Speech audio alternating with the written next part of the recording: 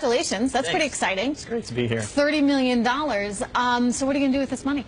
Yeah, we're going to buy really nice hoodies. Good. Amazing hoodies. All right. And then after that, we're going to go public. Yeah, in a few years. But we're going to scale the engineering team, the product team.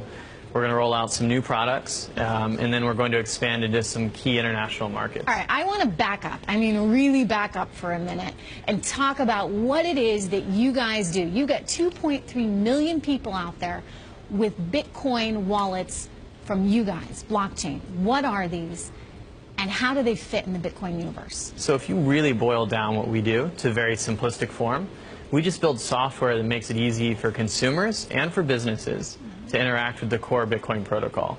So the core Bitcoin protocol is very unwieldy. It's large. It's difficult to interact with. What we do is we build open source software that makes dealing with that protocol very, very friendly. Okay, so is this kind of like an account? It's like having a bank account? You get It's not like a bank account? So a bank takes your money and they hold it for you on your behalf. They do transactions for you, they receive money for you. We don't do that. What we do is provide a software solution that enables you to manage your own funds. Okay, so how do you, again, we'll back up even further here. If I want to go and buy some Bitcoin right now, would I go to your site or would I go to a Bitcoin exchange? Walk me through that process and where you guys fit in along the way. So we're a pure software provider, and we're providing a lot of the software that powers some of those end applications, but we don't currently offer any kind of exchange services.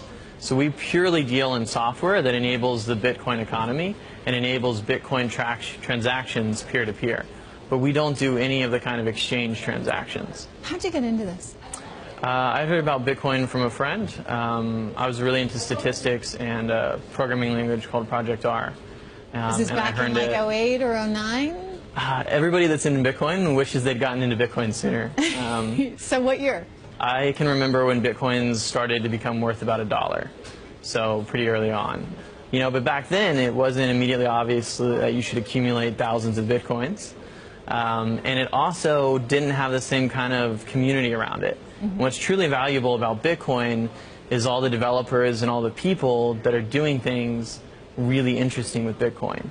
And so we didn't really get there until about 2 years ago. That's when most of these companies really got some real force behind them. And so really Bitcoin started, in my mind, in a very serious way just a couple of years ago, which is why we have so far to go. Critics say that one of the real problems with this is that it creates an environment in which crime can thrive because it's anonymous to a certain extent. I mean, you don't see your name flagged all over the Bitcoin. What do you say in response? I think that crime is always going to be a part of human society. But past that, I think that if you're going to do illicit things with financial instruments, cash is still a far superior way to do it. And you see that just in the numbers. Yeah, but you can't. Very little has been done with Bitcoin. A lot's done with cash. You can move money. I mean, if you're trying to get cash to someone half a world away, that would be pretty hard to do. That's true, but there's not a lot of use cases along that sense. And one of the things to remember is that Bitcoin's a payment protocol.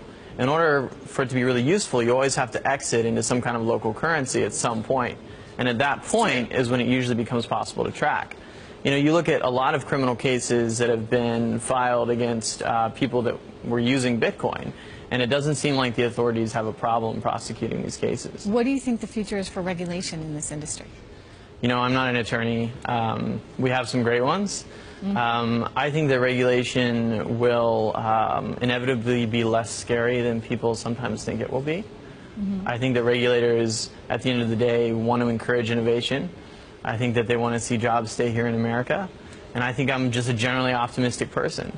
Well, I mean, you've certainly got some serious backing. I mean, you know, Mark Andreessen backing your competitor, Sir Richard Branson backing you. You've got the venture capitalists that put the first round in at Snapchat backing you. So you got some pretty serious names that have gotten behind Bitcoin as a technology. What is so promising about this technology? Think about 20 years ago when you wanted to email, so you wanted to get information from somebody. You would send them a letter with a return envelope in it, and then 3 weeks later you might get something back. Today, while you're on the street corner, you can send somebody an email half a world away, and get information back before you even get across the street. That was an amazing revolution in terms of information. And what we're doing with Bitcoin is going to make it possible for you to transfer value for basically for free from here to somebody half a world away in the same amount of time. And that's something that's fundamentally transformative, and I think that's what gets people like Andreessen, like Branson, like Jeremy Liu really excited. How is that any different, though, than me using a PayPal account and transferring money in dollars? It would take about 4 or 5 days for the money to clear, and it would be extremely expensive. And why is Bitcoin so cheap to process? Because it's peer-to-peer. You and I don't need PayPal in the middle. You and I just do it directly between the two of us. Well, it's pretty fascinating. We wish you lots of luck. Congrats Thank you. again. Good stuff.